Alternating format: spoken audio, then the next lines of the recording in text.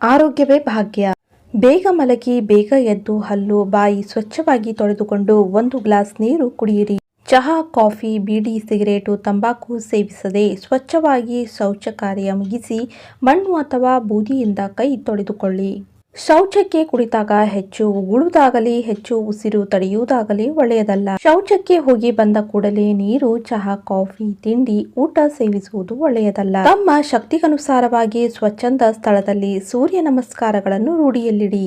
ದೇಹದ ಪೋಷಣೆ ಬೆಳವಣಿಗೆ ಆಹಾರ ಅವಶ್ಯವಾದಷ್ಟೇ ಚೈತನ್ಯ ಸ್ಫೂರ್ತಿಗೆ ಸೂರ್ಯ ನಮಸ್ಕಾರವು ಅತ್ಯವಶ್ಯಕವಾಗಿದೆ. ಸೂರ್ಯ ನಮಸ್ಕಾರ ಮುಗಿಸುವಾಗ ಶವಾಸನದಲ್ಲಿ ವಿಶ್ರಾಂತಿ ಪಡೆಯುವುದು ಹಿತ.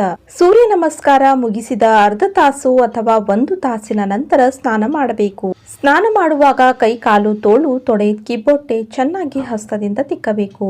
ಶರೀರ ಸ್ವಚ್ಛತೆ, ಕಾಂತಿ ಮತ್ತು ಆರೋಗ್ಯಕ್ಕೆ ಕಡಲೆ ಹಿಟ್ಟು, ಸೀಗೆಕಾಯಿ ಪುಡಿ ಸ್ನಾನದಲ್ಲಿ ಉಪಯೋಗಿಸಬೇಕು. ವಾರಕ್ಕೊಮ್ಮೆ ಅಭಂಗ ಸ್ನಾನ ಮಾಡುವುದು ಒಳ್ಳೆಯದು.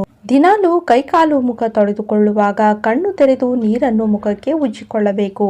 ಬಾಯಿಯಲ್ಲಿ ನೀರು ಬಹಳ ಸಲ ಮುಕ್ಕಳಿಸಬೇಕು. ಸ್ನಾನದ ನಂತರ ನಮಗೆಲ್ಲವನ್ನು ದಯಪಾಲಿಸಿದ ದೇವರಿಗೆ ಕೃತಜ್ಞತೆ ಸಲ್ಲಿಸಲು ಪ್ರಾರ್ಥನೆ ಮಾಡಬೇಕು. ಸ್ನಾನವಾದ ನಂತರ ಅರ್ಧ ತಾಸು ಅಥವಾ ತಾಸಿನ ಅವಧಿ ಮುಗಿಸಿ ಅಲ್ಪ ಉಪಹಾರ ಇಲ್ಲವೇ ಊಟ ಮಾಡಬೇಕು. ಚೆನ್ನಾಗಿ ಹಸಿಯದೆ ಊಟ ಮಾಡಬಾರದು. ಹಸಿದಾಗ ಹೆಚ್ಚು ವೇಳೆ ತಡೆಯಬಾರದು.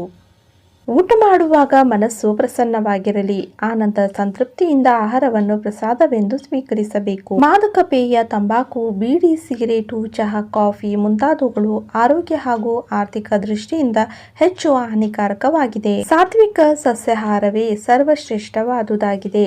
ಆಹಾರದಂತೆ ವಿಚಾರ ಆಚರಣೆ ಸಾಧ್ಯ.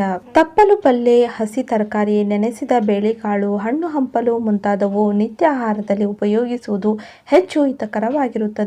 ಆಹಾರವನ್ನು ಚೆನ್ನಾಗಿ ನೀರಾಗುವಂತೆ ನುರಿಸಿ ನುಂಗಬೇಕು. ಕಾಯಿಸಿ ಆರಿಸಿದ ನೀರನ್ನು ಕುಡಿಯಬೇಕು. ಊಟವಾದ ಕೂಡಲೇ ಮಲಗಬಾರದು. ಕನಿಷ್ಠ ಅರ್ಧ ಅಥವಾ 1 ತಾಸಿನ ನಂತರ ನೀರು ಕುಡಿದು ಮಲಗಬಹುದು. ಬಲಭುಜ ಮೇಲೆ ಮಾಡಿ ಮುಖ ತೆರೆದುಕೊಂಡು ಮಲಗಬೇಕು. ಮೂಗಿನಿಂದಲೇ ಉಸಿರಾಡಬೇಕು. ಶವಾಸನ ಸ್ಥಿತಿಯಲ್ಲಿ ಇದ್ದುಕೊಂಡೇ ನಿದ್ದೆ ಹೋಗಬಹುದು. ಬೇಗ ಮಲಗಿ ಬೇಗ ಏಳಿ. ಹಗಲು ನಿದ್ದೆ ಮಾಡಬಾರದು. ರಾತ್ರಿ ನಿದ್ದೆ ಕೆಡಬಾರದು. ಇಂಥ ಉಪಯುಕ್ತ ಮಾಹಿತಿಯೊಂದಿಗೆ ಮುಂದಿನ ವಿಡಿಯೋದಲ್ಲಿ ಸಿಗೋಣ. ಇವತ್ತಿನ ಈ ವಿಡಿಯೋ ನಿಮಗೆಲ್ಲ ಇಷ್ಟವಾದಲ್ಲಿ ಲೈಕ್ ಮಾಡಿ, ಶೇರ್ ಮಾಡಿ, ಹಾಗೆ ಸಬ್ಸ್ಕ್ರೈಬ್ ಮಾಡಿ. ಧನ್ಯವಾದ.